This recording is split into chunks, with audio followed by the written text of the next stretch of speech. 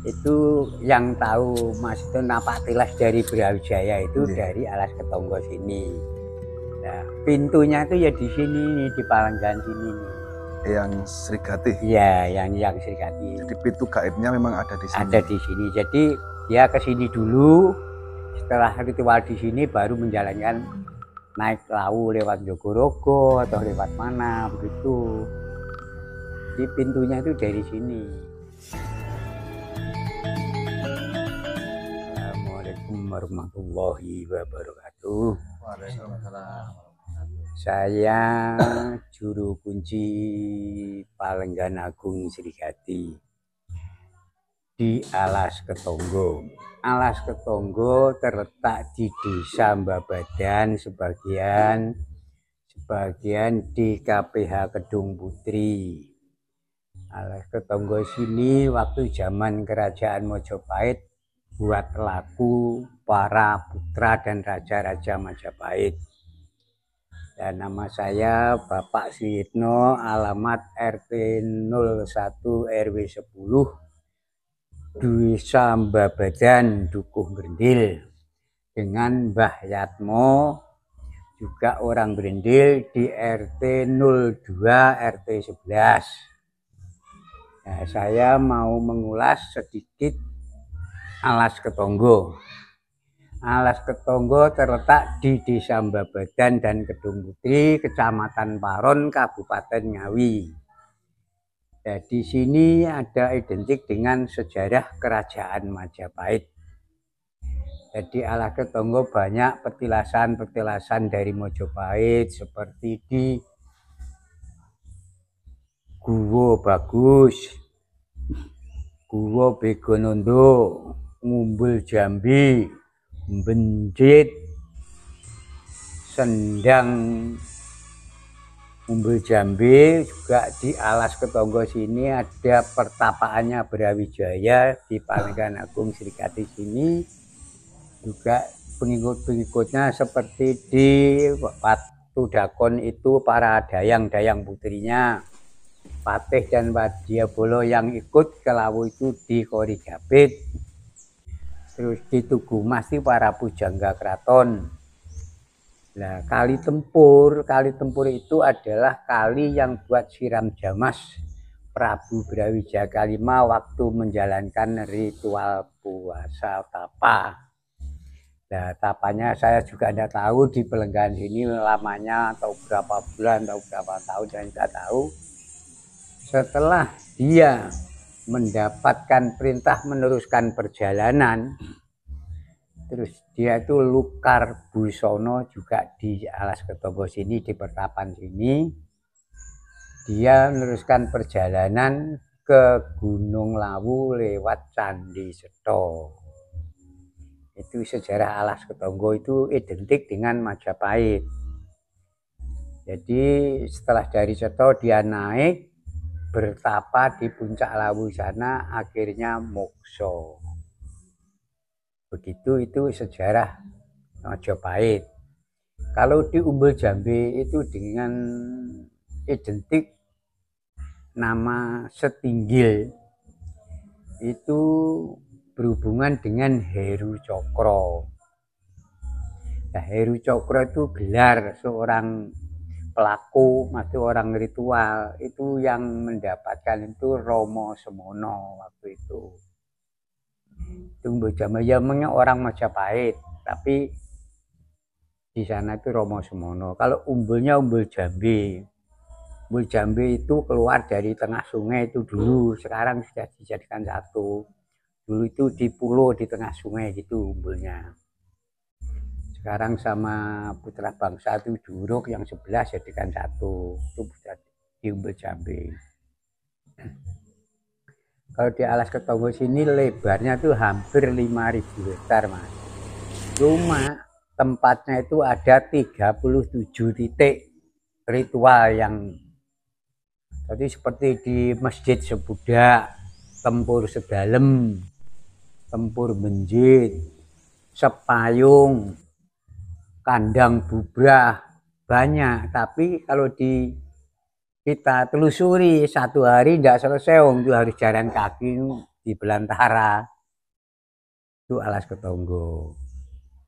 Nah, kalau menurut pengunjung, jadi ada hubungannya dengan Purwo.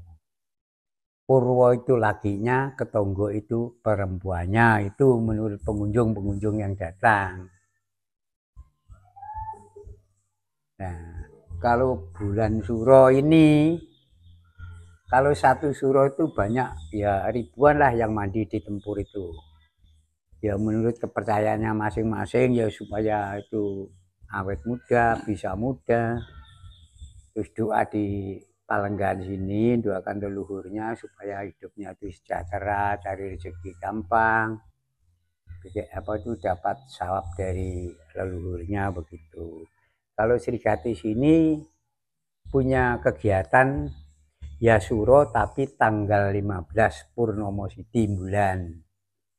Kalau Masehi tanggal 20 malam 21. Itu kegiatan ganti langse Mori Putih ini yang lama dilepas yang baru dipasang tuh.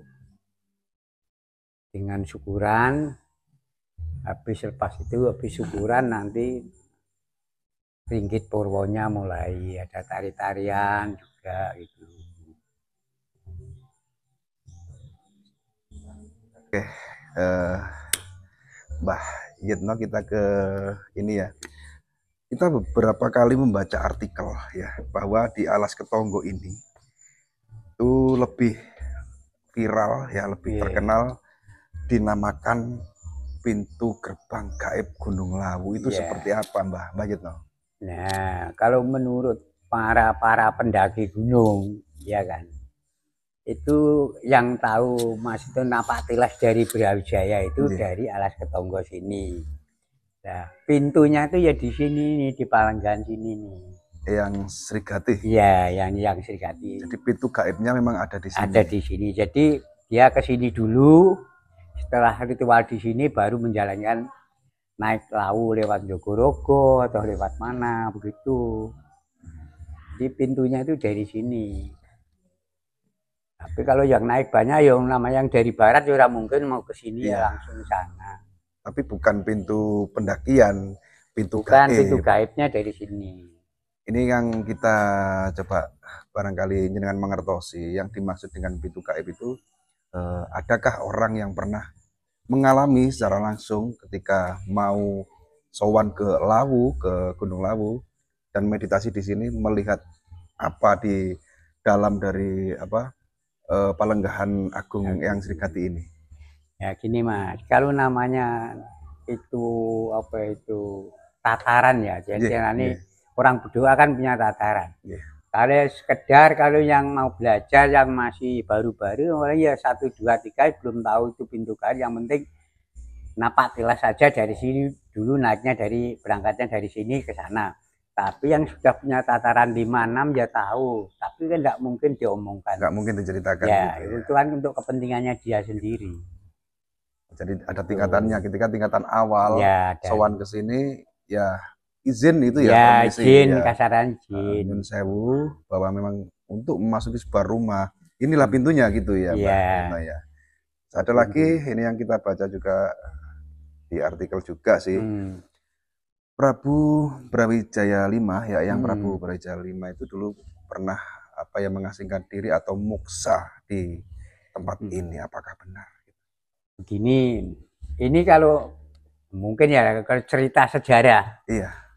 Antara nih ketoprak sandiwara di radio itu mungkin nggak sama Mas. Versinya dengan versi-versi yang sebenarnya kan nggak sama, nggak mungkin ditunjukkan begini kan, nggak mungkin ya. Ini sebetulnya Prabu Brawijaya kelima itu naik dari sini itu sudah pakai baju kuning ya Mas. Dilepas kebesarannya di sini waktu itu naik ke Gunung Lawu. Nah waktu itu disusul sama anaknya yang putri dari Kencana Wungi, Dewi Suhita. Berhubung dia itu perempuan, akhirnya dia itu tidak nusul ke Lawu, tapi dia nunggu baju besarannya di sini lah. Mikirnya nanti turunnya kan kembali lagi ambil bajunya gitu.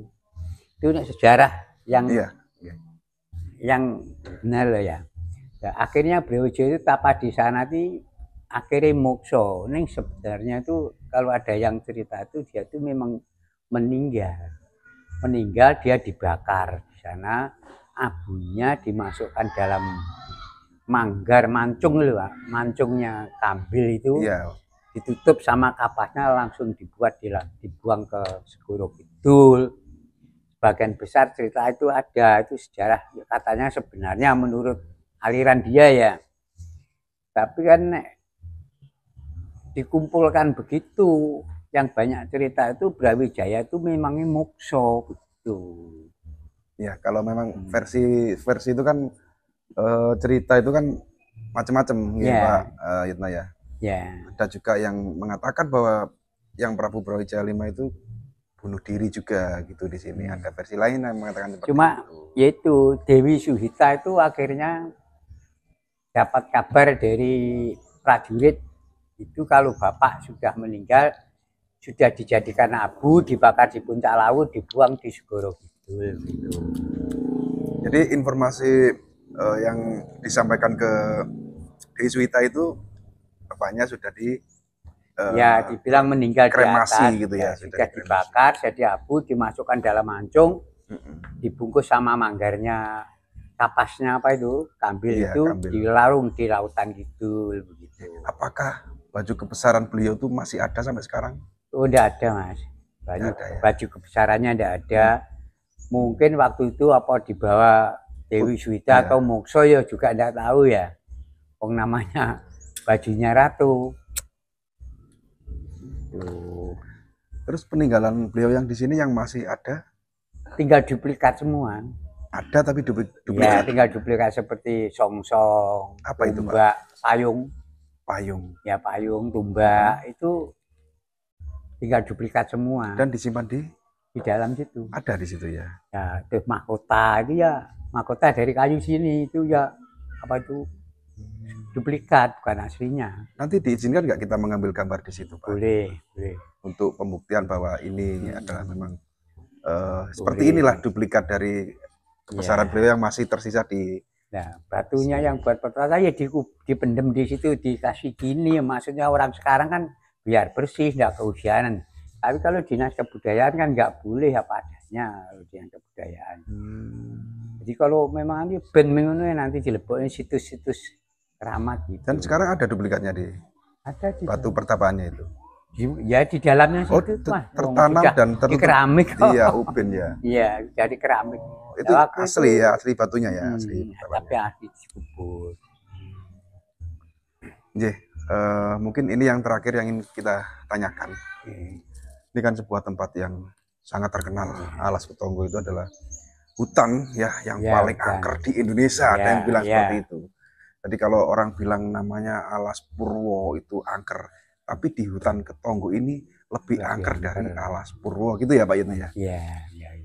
Adakah warganya, kan warga sini juga ya, warga lokal, pernah mengalami kejadian atau hal mistis di tempat ini seperti penampakan apa, wujud apa gitu? Pasti ya. Gitu. Pasti ada warga yang pernah ya.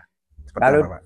Dulu itu ya, kalau sekarang sudah ada zaman belum ada listrik sini Mas. Sekali-sekali mengeluarkan cahaya Mas, separuh pohon ini semua terang semua pokoknya sampai sepanjang itu. Hutan ini? Hutan. Tapi enggak tahu sinarnya dari mana, enggak tahu semua padang separuh kok. Bukan berarti kebakaran ya Pak? Enggak, malam. Itu banyak orang yang tahu, nah itu sering. Warga menyaksikan ada cahaya di hutan. Selain warga, masyarakat pengunjung ya tahu. Para peziarah itu? Iya, peziarah tahu. Nah, tanya lo itu kan sinar dari mana? Yalah paling fosfor padas ini saya gitu aja, ambil simpel gitu. Di area mana Pak? Ya sini depan tuh sampai sana gitu. Di hutan jati ini? Ya di hutan jati ini, separuh. Tengah malam? Ya dulu tahun berapa ya itu? Kalau di sini tidak ada sinar, tapi dilihat dari Ngerambe sana, di sini tuh lampu enggak banyak sekali. Seperti perkotaan gitu? Seperti kotaan gitu, tapi orang-orang bondong ke sini, lihat sini, tidak ada lampu. Adakah orang yang meyakini bahwa di hutan ini adalah merupakan sebuah perkampungan gaib gitu, Pak? Banyak Mas, Banyak ya. banyak. Memang seperti itu ya. Seperti Mbah Sumo Darmojo dulu yang maksudnya dia kan dikawokan gitu, lurah sini dulu. Yeah. Itu kalau mau ambil apa tuh jeruk, degan gitu, enggak perlu jauh-jauh, minta dikasih. Dia kan dikawongin sama sini. Jeruk, iya, degan. jeruk keprok itu. Padahal di sini nggak ada pohon. Nggak ada, yang Mbah Lurah bisa Mbah Lurah. Tapi sekarang sudah meninggal tahun berapa ya, 85. Dan itu nyata Pak ya? Nyata Wong. Dia ngomongnya mandi ya. Mbah Lurah itu. Mbah Lurah Sumo itu ngomongnya mandi. Yang ini putranya yang bangun ini, yang ngerehab ini putranya. Oh gitu. Jadi memang di mata kita ya, kita orang awam, kelihatannya sih seperti hutan jati ya Pak ya. Tapi mungkin ada orang-orang supranatural atau ahli spiritual yang lainnya, dan sampai saat ini pun melihat tempat ini adalah itu loh, dia bilang itu powernya besar sekali, kan tak pernah ke sini. Pernah ke sini di Solapati. Cuma berhubung dia di mana-mana di sini mungkin jadi dianggap lain lah. Itu kan yang buat media kan dikeplek nih sama Bongso itu kan. Akhirnya Sulepati tahu nggak boleh diganggu, naik aja kan gitu. Waktu cerita syuting sama saya itu Sulepati di Jakarta itu ceritanya. Jangan diajak ke sana. Dia gini, ponakan saya dapat ponakannya dia. Oh. Nah, saya kan ngiring nganten ponakan. Jadi masih ada Ustadznya kok Sulepati. Tahunya itu ponakannya dia, terus dia cerita, itu alas ketemu kan. Pertama saya tidak bilang dari sini, saya dari Ngawi gitu. Iya sih. Cerita dia itu. Terus saya sangat pribadi kapan-kapan saya mau ke sana. Itu powernya besar. Itu Mbak Jana itu untung belakang ada orang enggak. Yang dibilang powernya besar itu power gaibnya. Enggak, maksudnya di area mananya? Ya di sekitar sini. Sekitar sini aja ya. Luar biasa sekali. Pak Yitno, mungkin ada pesan atau kesan terakhir? Kalau pesan saya begini, kita sebagai bangsa Indonesia khususnya orang Jawa, terus kebudayaan kita itu kalau tidak kita uri-uri, kita doakan leluhur. Terus siapa? Ini kan Malaysia tidak datang, ada COVID itu Mas mulai ini. Malaysia. Ya, itu kalau tidak sebelum COVID tiap tahun datang Malaysia itu ke sini. Saya dengar juga yang datang dari sini memang tidak hanya orang pribumi, termasuk dari Sumatera dan Sumatera. Indonesia banyak. Malaysia itu biasanya bulan besar, itu 2 bis. Brunei ambilnya bulan sendiri-sendiri. Kalau Brunei itu ruah, itu 2 bis. Singapura, Thailand. Thailand biasanya ini bulan suro. Dan jenengan paham nggak kedatangan mereka jauh-jauh dari luar negeri itu? Barangkali jenengan tanya tujuannya apa gitu. Nek saya tanya ke sini tujuan ya pada Tuhan doakan orang agung gitu aja. Gitu aja. Orang agung siapa? Ya itu Brawijaya itu kan orang agung, Pak Karno, Pak Supriyadi gitu katanya. Biasa dia. Ya. Iya. Aneh. Leluhur kita. Orang sini enggak banyak orang sini tiap Jumat tiap hari sampai enggak di sini aku. Bahkan dikenal sampai di mancanegara. Iya. Alas Ketonggo. Ya. Luar biasa sekali ya. Sudah Pak Pak Yitno, pesan-pesannya itu tadi ya? Ya. Terus sampai generasi muda kalau enggak yang nguri-nguri siapa pun diuri luar muring. Iya betul. Kalau orang luar yang membesarkan nanti takutnya dijajah sono. Yang Brawijaya yang di sini muring-muring. Terima kasih atas waktunya sudah meluangkan waktu berbincang-bincang tentang tempat yang sangat keramat ini Pak. Sangat luar biasa sekali, di mana ini adalah hutan terangker ya. Bahkan di Indonesia yang dinamakan Alas Ketonggo. Yang di sini ada Palenggahan Agung yang Srigati, juga ada sendang apa yang buat mandi yang kali tempur itu ya. Mudah-mudahan tempat ini tetap lestari dan mudah-mudahan anak cucu masih bisa melihat saya tidak hanya cerita gitu ya. Sekarang banyak generasi muda yang sudah belajar kejawen, belajar ya kalau apa sebenarnya itu. Makanya gini, kalau kita nggak ngangkat hal-hal seperti ini kan nanti takutnya kepaten obor kan gitu ya ceritanya. Ya mungkin panjenengan Pak Yetno dengan bersama Pak Pak Yatmo sama Pak Suyitno ya. Ya. Pinaringan sehat. Amin. Segera waras panjang umur nggih. Tunggu-tunggu matur suwun. Assalamualaikum warahmatullahi wabarakatuh. Waalaikumsalam warahmatullahi wabarakatuh.